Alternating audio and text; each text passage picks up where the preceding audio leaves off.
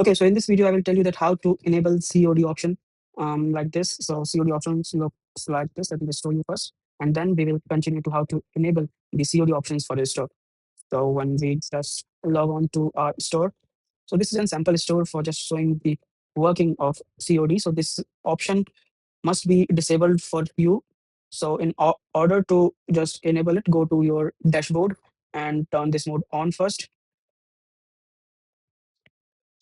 Okay, so after enabling it, you will find an option called COD suite. So just open that. And for that, you will need to submit a COD request. So let me just submit it. Enter your full name, your email address, your phone number, and you need to upload your Aadhaar card and PAN card to get approval. So you will just fill all the details. And after filling all the details, you will see something like this. So you need to just pay the initial advance payment. So let me just do this payment for you.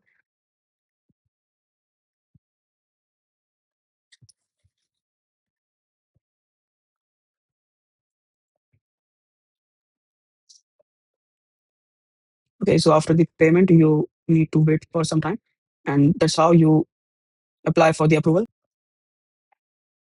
So this is the after approval thing, and when we just visit our store, so you will be able to see order with cash on delivery option on your product page.